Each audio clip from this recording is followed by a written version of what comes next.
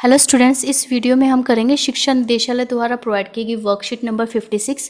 ये worksheet class 6, 7 और 8 के बच्चों के लिए 8 सितंबर 2020 के लिए शेड्यूल्ड है। सोशल साइंस में पॉलिटिकल साइंस की नोटबुक में ये आपको करनी है। सबसे पहले यहाँ पे स्टूडेंट अपना नाम लिखेगा और यहाँ पे अपनी क्लास टीचर का नाम लिखेगा। Let's start our worksheet. The two houses of parliament of India are Lok Sabha and Rajya Sabha. जैसा कि हमें पता है कि जो पार्लियामेंट है इंडिया की, उसके दो हाउस है, दो सदन है, लोकसभा और राज्यसभा। लोकसभा को हम लोअर हाउस भी बोलते हैं, राज्यसभा को अपर हाउस भी कहा जाता है। In order to function smoothly, Lok Sabha elects its speaker while the vice president of India is the ex officio chairman of Rajya Sabha. अपने काम को स्मूथली चलाने के लिए लोकसभा स्पीकर यानी कि लोकसभा अपना अध्यक्ष सेलेक्ट करती है, इलेक्ट करती है, जबकि जो वाइस प्रेसिडेंट है इंडिया के, जो उपराष्ट्रपति हैं, वो एक्स ऑफिशियो चेयरमैन होते हैं राज्यसभा के, यानी कि पदेन सभापति होते हैं राज्यसभा के। Now we will discuss function of Lok Sabha speaker. जो लोकसभा स्पीकर होते हैं उसके क्या क्या काम होते हैं।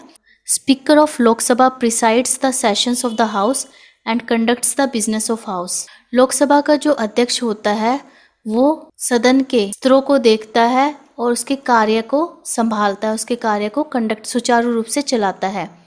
ही decide whether a bill is money bill or note.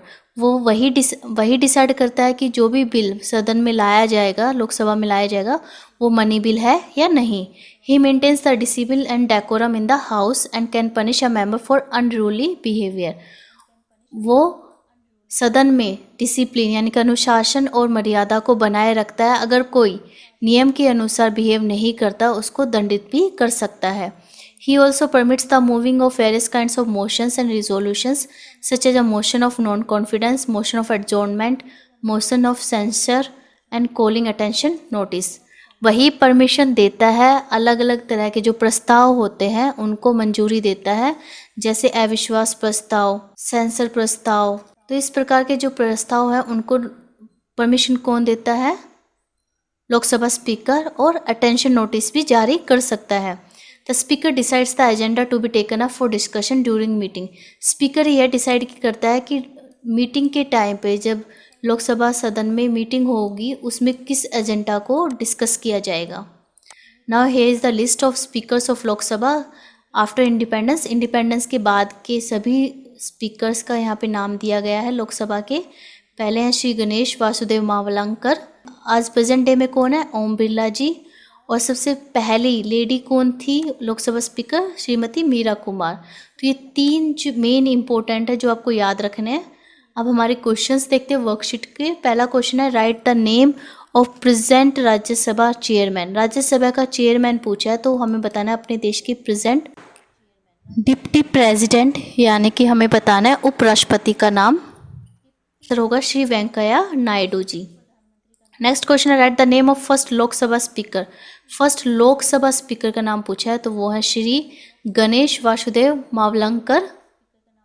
Third question है, I was the first female speaker of Lok Sabha. ये कहते हैं कि मैं पहली अध्यक्ष थी लोकसभा, परंतु फीमेल लोकसभा स्पीकर पहली कौन थी? राइट माय नेम, मेरा नाम लिखिए।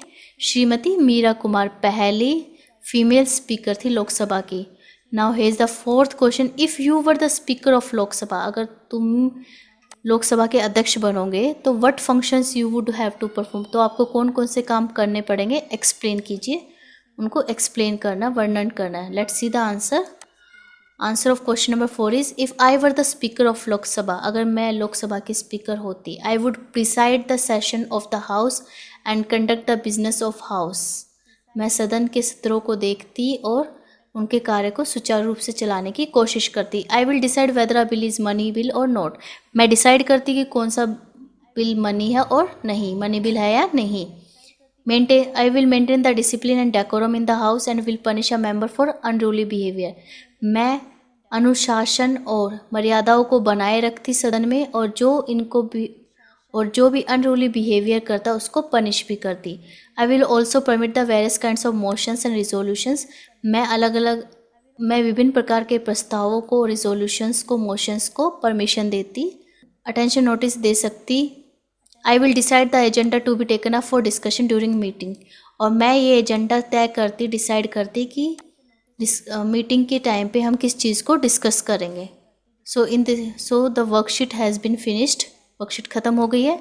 इस वर्कशीट में इतना ही। Thanks for watching this video. Please like share subscribe my channel. Thank you.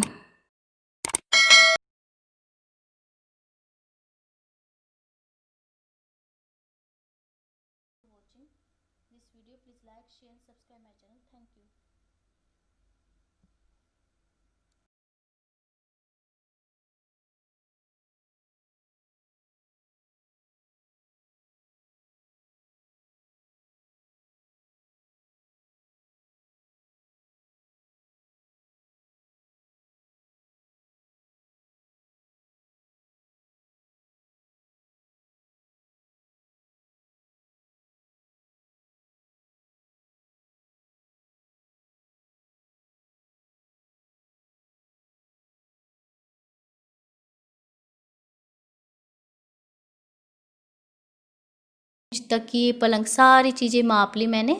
आप भी माप सकते हैं अपनी सूतली तैयार करके, जैसे बताया गया है। फुट्टे की मदद से पहले अपनी सूतली या नाड़े पर निशान लगाइए और फिर घर की इन चीज़ों को मापिए। अब नेक्स्ट क्वेश्चन है, एक बार मम्मी पापा से भी उसी सूतली से इन चीज़ों को नापने के लिए कहिए।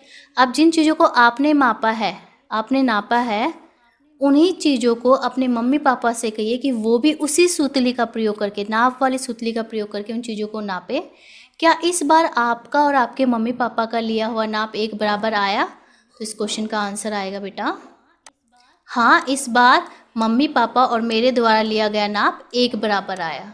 तो आंसर क्या हो जाएगा? हाँ, क्योंकि वो नाप एक्यूरेट है। वो हमने बनाई है फुट्टे की मदद से, और फुट्टा क्या है? एक ऐसा यंत्र है जो सही नाप देता है। नेक्स्ट क्वेश्चन है, आपको क्या लगता है नापने के लिए कौन सा तरीका ज़्यादा बेहतर है, हाथ से या निशान लगी सूतली से? तो निशान लगी सूतली से नापना ज़्यादा बेहतर है, क्योंकि हाथ से क्या है, नाप छोटे बड़े आते हैं, उनमें अंतर आता है। तो इस क्वेश्चन का आंसर देखते हैं क्या होगा। आप लिखोगे, मुझे लगता है नापने के लिए निशान लगी सूतली का तरीका ज़्यादा बेहतर है। ये आंसर हो जाएगा हमारे लास्ट क्वेश्चन का। सो अपनी वर्कशीट पूरी कीजिए और अपने टीचर को सेंड कीजिए। Thanks for watching this video. Please like share and subscribe my channel. Thank you.